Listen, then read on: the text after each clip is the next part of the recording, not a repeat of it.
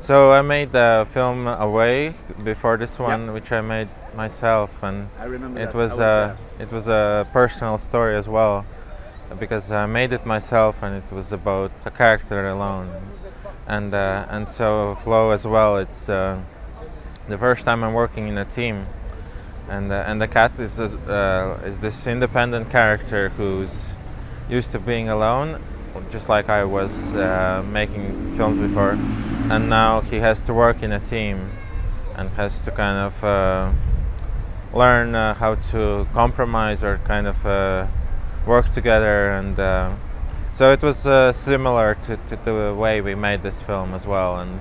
But I think it was the characters in the film are arguing a lot and fighting, and actually our experience with the team was much easier, and we were working together, and it was much nicer experience than in the film. Like, because I decided to make this story, and I thought I have to work in a team, and it was like this. I had to.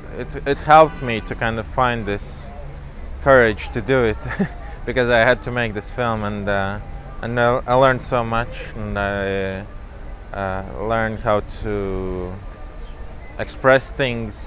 Because when I was working alone, I didn't have to explain my ideas. I could just make them myself. But now I have to communicate with the team, and I have to find ways how we can like all make the same film, so we're not making someone else.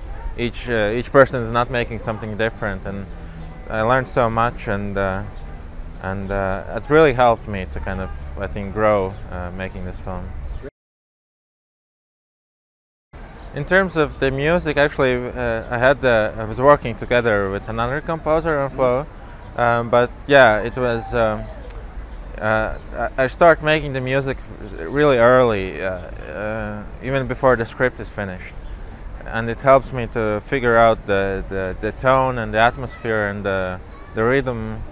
So I need to do it myself to kind of understand the film, but I also needed someone else, a more professional composer, to help me to finish these ideas and make them more.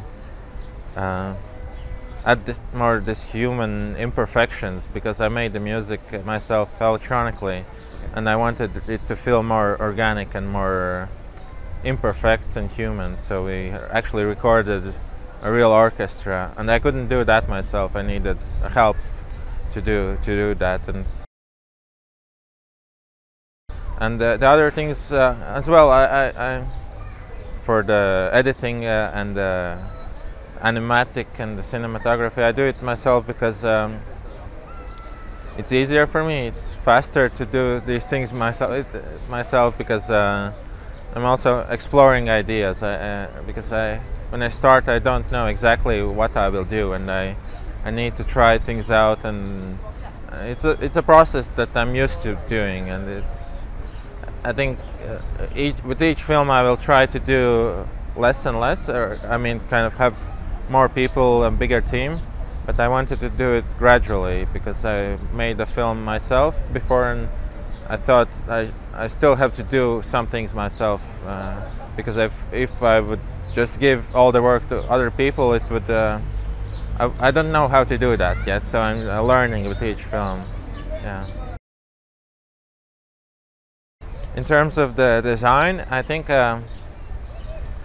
it was important to create this sense of immersion, that you're inside this world and you can touch the water, and you can sense how it's wet, and or if it's dirty water or if it's clean water. And so I think the environments are a bit more detailed than the characters, and the characters are a little bit more simplified. And I think in animation sometimes you do this, where the characters are a little bit more graphic, and the world is a little bit more detailed. It's a balance you need to find, and it took a long time to develop this style, because we didn't want to do like a super realistic style with rendering every character's fur, and We wanted it to be also kind of graphic, to kind of to make it really like a simple design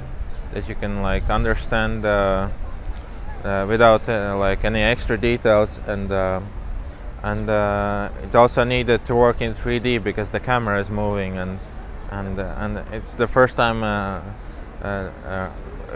actually we use shadows. In a way, there were no shadows, and it really changes how we frame the shots and how we make the compositions, and it's more detailed in a way, but it was still important to kind of have this more graphic look as well. Yeah, it's still very complicated because the camera is moving, and every time it moves, you have to adjust the lighting, because if the lighting works on this in the beginning of the shot, but then the camera moves and the lighting doesn't work, and it was also complicated to figure out how we will split the tasks, because it's such a long shot and the animators are not used to working on such big shots, and sometimes one shot is made by many animators, and they kind of, one animator does the beginning and the other does the middle, and then another does the end, and it was really hard just to like organize everything, and it's hard because all the environments are designed for this camera move. It's like everything is planned around it, but in 3D it's great because I can move everything. I can move the trees, the mountains, so that it works with this complicated choreography. And of course we have to plan this all before production, before we start animation, and I did that in the animatic. We didn't have any storyboards in this film. It was all done with the 3D animatic, which is very unusual for animation. Because it's the only way this could be done, because the camera is moving not just left and right and up and down, but it's moving in depth, and it's really hard to draw this kind of stuff. And so with the camera, it was I started by making a rough environment, a very simple environment, and then I explore it with the virtual camera and find these shots, and it's very organic process. Unlike maybe some other animated films, which can be more strict and more planned, and I think we were more kind of improvising, and if some new idea comes, we can change the camera and find a better way, and it kept evolving quite a lot. And I had a cat, so I was familiar with how they behave, and but of course there's a lot of references online, and for every shot we had some references, and for every small detail, every time they jump or look around, or because we wanted them to behave like animals, not too cartoony, and not too much like people, but more like animals. So it was important that we make it very naturalistic. I used to play more when I was younger, but now I don't have much time. Okay. But yeah, it was a influence in terms of I guess the world building, and kind of we wanted to have some clues left behind so that we explore the environments, and maybe the audience can interpret what's happened. And sometimes you have this in video games where you have this environmental storytelling, so maybe that comes from that a little bit. But in terms of the camera, it's more inspired by some live action films and the long takes they make. But I guess because the camera is so complicated, maybe some of these shots just would be not possible in live action, and so it could only be done in animation.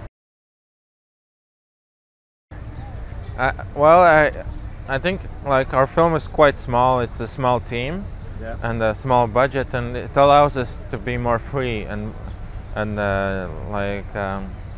explore things and try out new things, and so I think the future might be that there might be more of these smaller teams and more independent studios, and they can try things that the big studios maybe are not able to, and try different styles and different techniques, and yeah, it's I think there's still so much to explore. It's like in animation,